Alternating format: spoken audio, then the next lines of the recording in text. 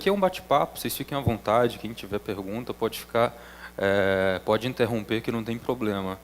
Diferente do Chico Lucas que entrou no segundo ano, eu tive a sorte, acho que Deus botou a mão e falou assim, para minha mãe, coloca no Dom Barreto, isso em 86. O professor Marcílio acho que estava lá 2 anos só, estava começando o trabalho, então Dom Barreto não tinha na época o nome que tem hoje, e outras escolas eram mais famosas na época. Só que minha mãe viu a metodologia, viu como que era essa questão familiar.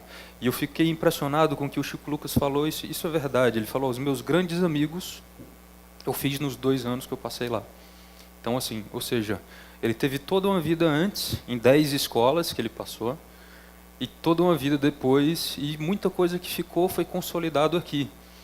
E, ou seja, o que você tira disso? Não é só educação, não é só passar no vestibular, não é só passar na prova, acho que é mais do que isso. E é isso que você tem que levar para a vida, como ele bem falou. É mais importante esse lidar com a pessoa, essas trocas de experiência, você fazer o que gosta, que isso vai te trazer resultados. Antes de tudo, em qualquer profissão, não mire no dinheiro. Não mire, esse não é o fim. Na verdade, o fim é você fazer o que gosta. Eu já vi várias palestras sobre qualidade de vida. E tem muita gente que diz, qualidade de vida é ter uma vida bucólica no campo, ser tranquilo, qualidade de vida... Se eu fosse morar no campo, eu ia ficar louco, eu ia ficar maluco, sem internet, sem celular, sem ter o que fazer, trabalhar, sem ter o que ler, sem ter notícia. Então, na verdade, não existe uma receita. Isso é uma coisa que você tem que responder, isso é um problema de vocês. É sentar e ver o que é bom para mim, qual que é o meu segredo da minha felicidade, acho que é o mais importante. Então, para mim é ser feliz, ser bom, um bom profissional, ser reconhecido, ótimo. Para mim é casar, ter uma família, ótimo. Então, assim, cada um tem que descobrir esse segredo da sua felicidade. E assim, eu entrei no maternal e essa figura que sempre me emociona foi realmente o grande pai, eu acho, para todos. Então, eu lembro, criancinha, ele levantando pelo pé, de cabeça para baixo. Na primeira Eucaristia, quando ele teve o primeiro AVC, foi lá, eu fui tirar foto, ele não queria. Então, assim, desculpa, pessoal, mas é porque realmente mudou o Piauí. A cara do Piauí hoje mudou, graças a esses profissionais, como o Chico Lucas e tantos outros, que construíram e cresceram, e hoje estão voltando para mudar o cenário, o panorama do Piauí. Então, a gente sabe das limitações, a gente sabe que nosso Estado é pobre, sabemos de tudo isso, mas graças a essa oportunidade que eu tive, que vocês estão tendo, é que realmente isso muda muita coisa. E a gente está aqui para falar de medicina, então, muito bem, passei no vestibular para medicina, a gente não tinha ideia. Na época eu adorava física, adorava matemática, era bom em química também. Passei no vestibular no segundo ano, e fui contratado também para dar aula. Fiquei no Dom Barreto dando aula de 2000, comecei com o laboratório de física, até 2006, quando eu saí já para residência médica. E eu fui fazer na Universidade Federal do Piauí. E o que é medicina? O que é estudar medicina? É muito pior do que estudar no Barreto. Por quê? Aqui no Dom Barreto você tem prova, você tem horário, está tudo certinho. Quando você entra na faculdade, é meio que uma zona. Assim, você é dono do seu ensino, você é um autodidata e está aí. Você tem que ler esse livro todo para daqui a 3 meses você fazer uma prova com o livro todo. A metade do livro de 500 páginas e a outros os 500 páginas para fazer a segunda prova. E ninguém vai lá pegar na sua mão, ninguém vai lá explicar, ninguém vai estar cobrando, ninguém vai estar acompanhando, você não tem um boletim eletrônico, nada. Então você tem que estudar. E o primeiro ano para mim foi um baque, quase que eu desisto, porque eu era acostumado àquele método de você interpretar, colocar em prática, e não, fui jogado num mundo completamente diferente, que eu tinha que decorar muita informação para poder vomitar na prova. E para mim aquilo não tinha sentido, decorar não tinha sentido, mas mais para frente que eu fui aprender que, na verdade, eu precisava dessas informações para poder gerar o raciocínio, para poder fazer tudo, e numa fase inicial você realmente é jogado com muita matéria, muita coisa, isso é bem pesado, isso é um baque muito grande. Durante a faculdade, eu não tenho dúvida que é um dos cursos que você vai mais estudar, vai mais perder noite de sono, Por noites eu varei para decorar muita coisa, para aprender muita coisa. Se priva do convívio familiar para fazer prova. Como eu estudei na Federal, sempre tinha uma greve ou outra, então todo dia 2 de janeiro eu tinha uma prova. Parecia um karma. Então sempre 2, 3 de janeiro tinha prova, então era Réveillon estudando. Então é muita coisa. E além disso ainda tinha que dar conta do Dom Barreto, corrigir prova, e a gente ia se adaptar. Então, até erguer a taça lá no final, realmente são 6 anos de um compromisso grande, são 6 anos que você passa de plantão, mas são 6 anos que também você cria outra família. A faculdade, lá que você está convivendo todo dia, é como se fosse uma segunda família. E uma vez que terminou a faculdade, o que fazer? Isso tudo são especialidades de acesso direto, ou seja, acabou a faculdade, aí você vai escolher entre uma dessas para fazer uma especialização. E se eu não quiser fazer especialização nenhuma? Como o Chico Lucas falou, cada vez mais todo mundo se forma. Na minha época tinha federal e estadual. Hoje em dia eu acho que tem mais uns 3 ou 4 no Piauí particulares, tem Picos, tem Parnaíba. Então, hoje o Brasil é campeão no mundo em número de faculdades de medicina. Significa dizer que deixou de ser privilégio de poucos e agora todo mundo consegue um acesso, consegue passar. Não todo mundo, óbvio, mas muita gente consegue passar. E para você se diferenciar no mercado, você tem que fazer alguma coisa a mais. Então, quem fica só nos 6 anos, daqui a 10, 15 anos não vai ter espaço nenhum. Talvez no interior longínquo. Então, tem que escolher uma dessas. E eu optei por cirurgia geral. Comecei já na faculdade. Como eu falei para vocês, eu estava querendo desistir. Eu falei, eu só estou decorando, estou ficando burro aqui, não estou pensando absolutamente nada, o que é que eu faço? Descobri um grande cirurgião chamado Sabas, que é um cirurgião oncológico fantástico, e comecei a acompanhar ele. Então aí, no dia a dia, realmente vendo o paciente, que aí eu comecei a exercitar o raciocínio clínico. Que é aí que eu comecei, agora eu estou pensando para poder fazer alguma coisa, para poder tomar alguma decisão. Isso para mim era muito importante. Eu sou o tipo de gente que odeia decorar. Então para mim é raciocínio, aplicar aquilo na prática e fazer. É um jogo de xadrez. Então a medicina é um jogo de xadrez. Você pega os dados clínicos do paciente, soma os dados do exame físico, mais os exames complementares, e aquilo você vai fazendo um quiz até chegar no resultado final e poder tratar. E eu optei por fazer cirurgia geral.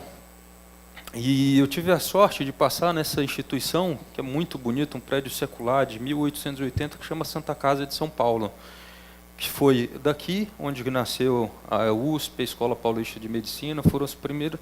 Foi nesses corredores, que é um dos corredores mais históricos de São Paulo, que eu fui fazer cirurgia geral. E aí que eu quebrei a cara. Eu falei, nossa, estava difícil a faculdade, entrou na residência, 1000 vezes pior.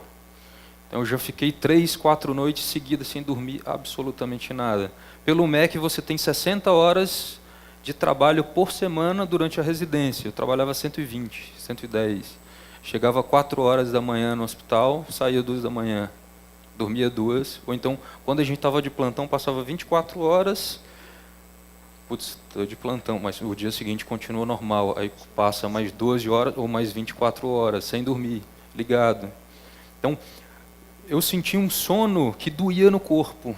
Eu tinha 20 minutos para em casa tomar banho, você enrolava em 2 minutos um banho, dormia 18, mas quando levantava, doía o corpo. E você se pergunta, será se vale a pena tudo isso?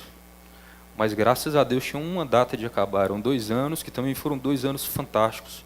Fiz muitas amizades lá, e a gente rodava lá, eram 36 residentes de primeiro ano de cirurgia geral, 36 de segundo ano, então assim, era um serviço enorme. E a gente rodava em trio, cada estágio, um era de Barretos e o outro de Manaus, que é o Pedro e o Gustavo, que até hoje são grandes amigos nossos. E muito bem, primeira escolha muito difícil é o que fazer, medicina, depois o que fazer, cirurgia.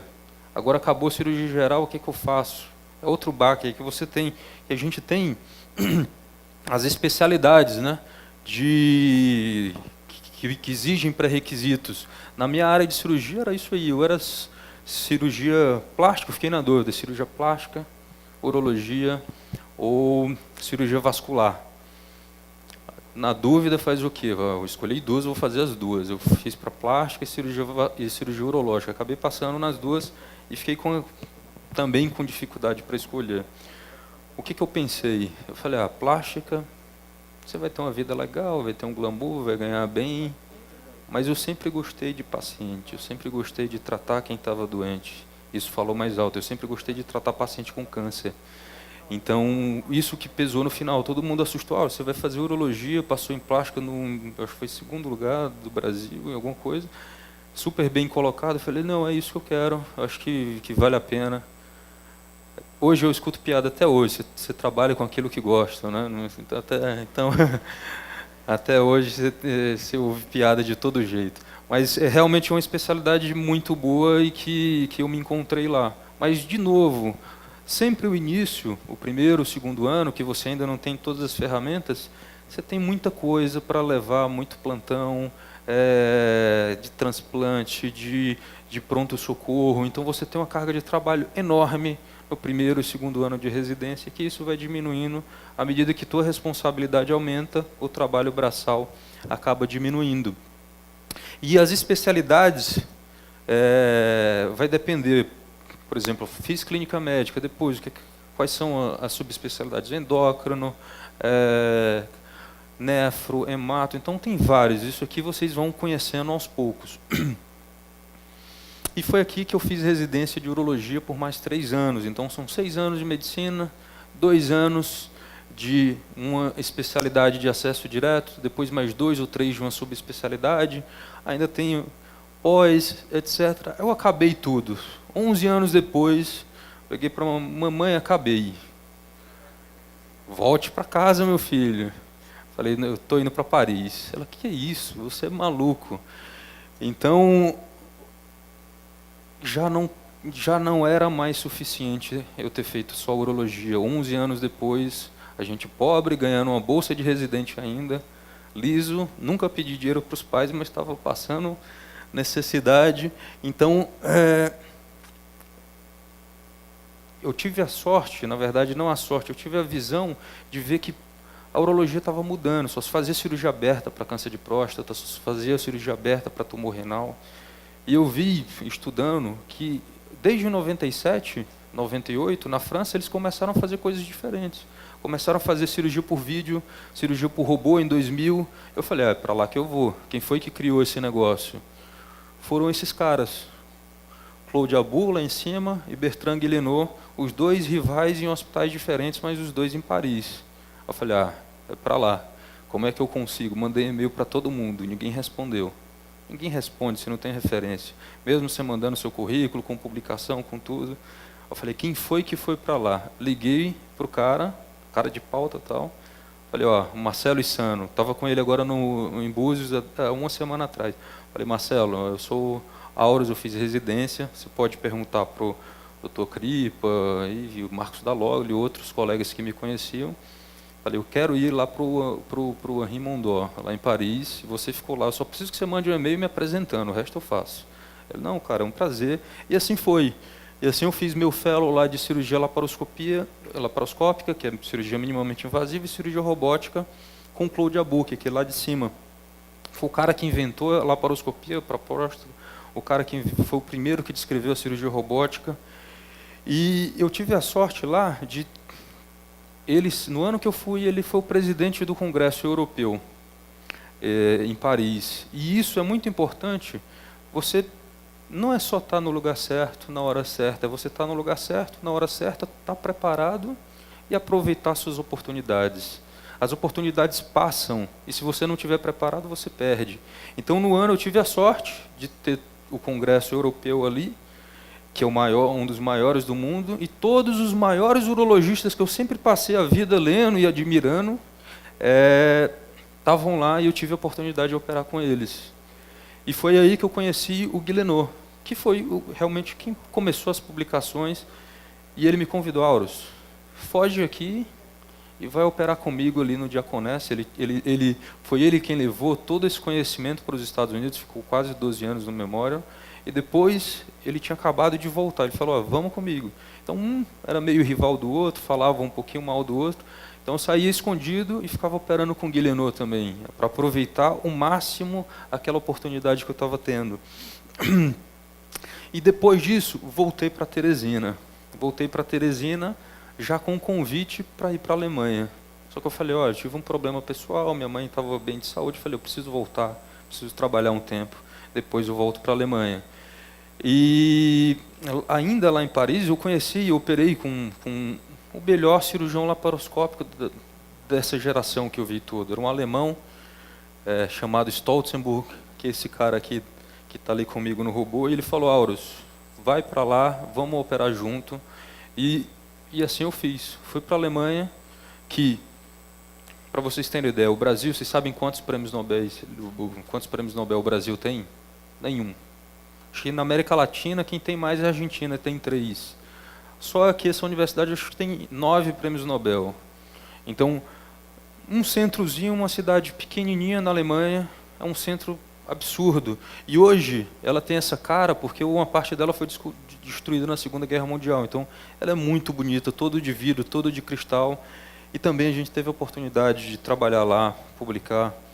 Fui professor nesse curso internacional de cirurgia laparoscópica e robótica, e hoje o professor Stolzenberg é um grande amigo, um pessoal. Aqui é na casa dele, num jantar que ele fez para me receber, junto com um colega da Hungria e de Dubai. Pouco tempo depois eu voltei para o Piauí e falei, e agora? Comecei a operar, a gente começou na rotina, e uma coisa que me irrita um pouco, incomoda, é fazer a rotina e ficar naquilo o tempo todo. Então eu falei, comecei a pensar em formas diferentes de melhorar meu dia a dia, e a gente começou a trabalhar com isso que está aqui, que é a impressão 3D para planejar cirurgia, com realidade virtual para planejar cirurgia. E esse slide é muito importante para mim, porque 2 anos depois que eu voltei da Alemanha, ele estava me citando como no Congresso Europeu de Urologia, que está ruim, mas ali embaixo é meu nome, usando o meu trabalho, e por 3 anos seguidos ele vem falando da gente no maior congresso de urologia da Europa, que isso é planejamento cirúrgico, tudo isso. E depois eu fui para Londres, a gente apresentou já vários trabalhos em Londres, fiquei como o melhor artigo no Congresso Mundial de Endourologia. Ano passado, num evento como esse na Itália, sobre educação, sobre simulação, a gente dando aula num formato TED-like também. E até que, agora, mês passado, eu fui convidado para dar aula para o maior congresso de urologia do mundo, que é o Congresso Americano. Só 2 brasileiros conseguiram dar aula esse ano lá. Que um é o chefe da USP, do ICESP, e outro sou eu. Todo o resto do Brasil, ninguém conseguiu apresentar, ninguém foi convidado para efetivamente dar aula. E ali o Alberto Breda, que me convidou, é um médico que começou cirurgia robótica para transplante renal na Europa, ele foi o primeiro da Europa, e a gente debateu com o grego Liatskos. E isso aqui não cai a ficha, parece, por isso que eu falei para vocês, esqueça, eu sou normal, eu sou igual a vocês, não tenho nada diferente, nada de especial. O que é isso? É o que o Chico Lucas falou, é gostar do que faz, é se dedicar ao que faz. E hoje, a última coisa que a gente está fazendo com tecnologia é isso, a gente leva para a sala de cirurgia, holograma, então eu tenho na minha sala de cirurgia a tomografia em holograma virtual, eu não preciso daquele monitor, olho para o meu paciente, eu sei onde é que está o tumor, onde é que está o rim, onde é que está os ossos, onde é que ele está localizado, para quê? Para eu planejar melhor minha cirurgia e para fazer o melhor e ter o melhor resultado possível para os nossos pacientes. Então, isso aqui não é um conhecimento que a medicina me dá. O que a Maia falou é bem importante. Cada vez mais tem muito profissional entrando no mercado. Então você tem que encontrar alguma forma de se diferenciar. E eu acho que o profissional do futuro, ele não vai saber só da área dele, ele tem que saber integrar, tanto no meu caso a medicina, com tecnologia, com anatomia, com comunicação. Cada vez mais o profissional ele tem que saber se comunicar, tem que saber se expressar. E isso aqui é uma verdade, isso é um número, o primeiro gráfico é o número de médicos no Brasil, o quanto que está aumentando, a proporção de médico por habitante, apesar da população estar aumentando, essa proporção está aumentando muito. E esse gráfico aqui me deixa muito feliz, isso aqui era o número de mulheres que estavam entrando no mercado médico, e hoje em dia, cada vez mais, tem mais mulheres saindo nas faculdades de medicina do que homens. E aqui é a nossa realidade, isso é de 2013, onde é que está o Piauí. Hoje a proporção médico por habitante no Piauí é 0,8. A proporção brasileira é 2,1. A dos Estados Unidos, do Canadá é 2,2. Estados Unidos é 2,5. Japão também é 2,2. Então, o que a gente vê hoje é que o número de médicos por habitante no Brasil está quase igual aos países do primeiro mundo, que a gente tem muita faculdade. Só que aqui no Piauí a gente ainda está longe de chegar a essa realidade. Agora, em 2020, hoje a gente tem 430 mil médicos, em 2020 já vão ser 500 mil médicos. Quando vocês se formarem, mais ainda. Então, daí a importância de fazer o que gosta, de fazer, de se dedicar, de aproveitar as oportunidades. E essa é a realidade hoje de quanto ganha um médico. O Chico Lucas falou que todo médico é rico. Uma consulta no SUS, o médico recebe R$10 e ainda tem que pagar imposto. Uma consulta em média de um convênio, plano de saúde é R$70, ainda tira 25%, 27,5% de imposto para a pessoa física, ou seja, o médico recebe menos de R$50 numa consulta por convênio. Um parto cesariano, R$240 o médico ganha. Então, assim, vocês têm que saber qual que é a realidade. Graças a Deus eu não estou nessa realidade. Hoje eu não atendo convênio no meu consultório, então você acaba fugindo disso, mas é a minoria, entendeu? A grande maioria realmente vai estar nessa faixa salarial de mês de 5 a 15 mil reais. A minoria acima de 20 mil reais. Tem médico que ganha 150 a 200 mil reais por mês. Não vai ficar milionário. Tem advogado, se ele ganhar uma causa muito boa, ele já ganha milhões de uma vez, entendeu? Só que demora muito para conseguir ganhar essa causa. Então, cada um tem seus prós, tem seus contras. E isso, apesar de todo esse trabalho, apesar de tudo isso, o grau de insatisfação na carreira é muito pequena, 2,5%. 2,5% com 3,5% dá o quê? 6% é o grau de insatisfação, como toda profissão. Então, o mais importante, pessoal, é gostar do que faz, porque a gente vai ver coisa difícil, vai ver no dia a dia, vão ver cenas fortes. Isso aqui não é nem 1/10 do que a gente já viu, já vivenciou. E eu encerro aqui com essa oração da Marie Noel para o seu médico, né? Dá-lhe a força, ó meu Deus, para que o peso de todos não nos venha abatê-los por demais, para que a angústia que os aflige não atinja a sua alegria, para que a ferida que ele trata não lhe faça mal. Muito obrigado, pessoal.